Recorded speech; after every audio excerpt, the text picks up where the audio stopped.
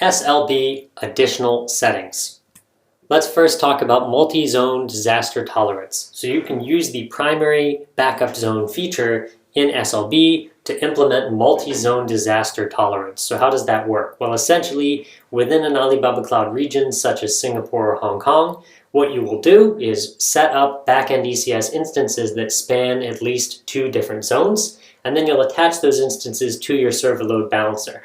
And by default, server load balancer is configured in a multi-zonal way, so there will be a primary and a secondary zone, and you just make sure that the primary and secondary zone you select for your SLB matches the 2 zones where your ECS instances are deployed.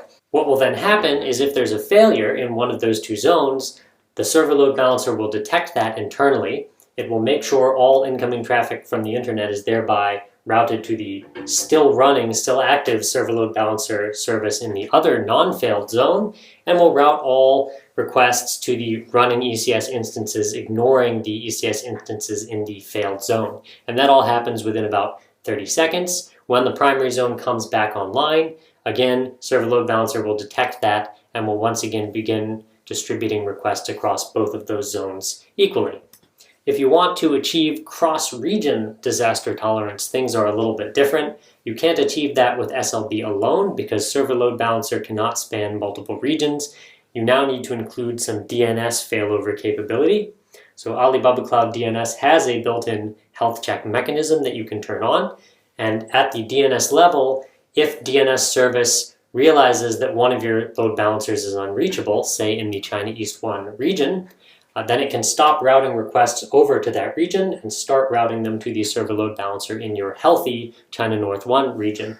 With a deployment of this type, you're able to survive both a single zone failure and a single region failure. By distributing across multiple zones and multiple regions, you can tolerate the failure of both a zone or a region. So this gives you the maximum failure tolerance capability. But you do have to make sure that you've implemented your application in a way that allows this kind of a configuration. One issue to resolve, which is not shown on the slide, is how you're going to synchronize, say, a database between these 2 zones. Of course, you can do that. We do provide tools for that, which we discussed in the RDS section of the course, but you do need to be aware that a multi-region architecture is more complex and requires more advanced planning. Autoscaling. One of the key reasons that people use server load balancer is to integrate with our autoscaling service so that they can scale their web application or web application backend up and down with demand. So this autoscaling feature allows you to do a couple of things. You can maintain instance availability, ECS instance availability, by detecting impaired ECS instances and replacing them automatically. And you can also use autoscaling to grow and shrink your pool of ECS instances on demand. So how does server load balancer fit into this? Well, autoscaling and server load balancer are integrated in such a way that autoscaling can tell server load balancer to add or remove instances from its backend server pool. So when the autoscaling service grows the pool of backend servers, it can link the new servers up to server load balancer. When it deletes unnecessary servers, it can remove them from the server load balancer to make sure that all the server load balancer requests are being distributed evenly across this pool, no matter how many ECS instances are in the pool in total. SLB Security. SLB provides protection against DDoS attacks up to 5 gigabits per second via our built-in AntiDdos basic. All traffic from the internet goes through this AntiDdos service before it arrives at server load balancer, and AntiDdos can defend server load balancer against multiple different attack types such as SYN flood, UDP flood, ACK flood, ICMP flood, DNS, query flood, NTP reply flood, and HTTP flood attacks. So it has very sophisticated attack detection mechanisms, and again, up to 5 gigabits per second, that service is provided for free. If you experience a lot of high volume attacks, you might want to consider upgrading to AntiDdos Pro. So if you look in the server load balancer console, you'll see what the black hole threshold and cleaning threshold are for a given server load balancer. That 5 gigabits per second, that's the high-end protection that AntiDdos offers, and that scales actually with the size of your load balancer instance. So at the cleaning threshold, that's the traffic level at which the AntiDdos service is triggered and begins to scrub attack traffic. The black hole threshold is where the AntiDdos service is unable to continue protecting your server load balancer effectively and shunts all incoming traffic from the internet into what is called a black hole, meaning none of the traffic reaches your load balancer.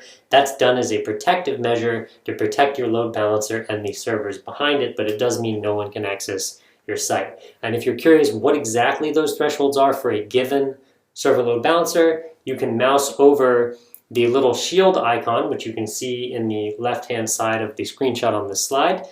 You can mouse over that in the load balancer console and you'll see what your thresholds are.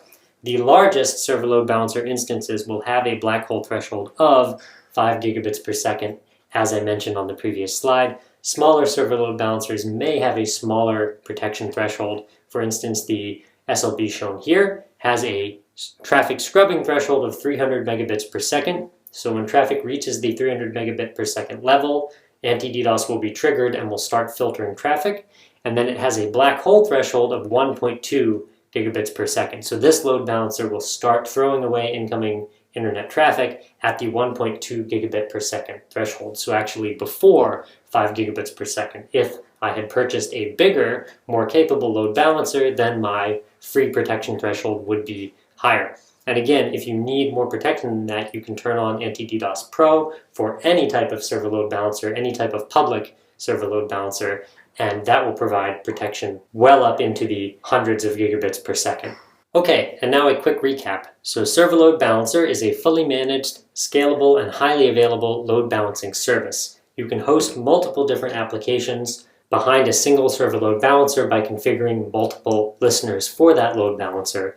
And the load balancer service integrates with Autoscaling, so you can scale your backend server pool up and down on demand. That's it for this section. In the next section, let's have a hands-on demo and see how Server Load Balancer works in practice.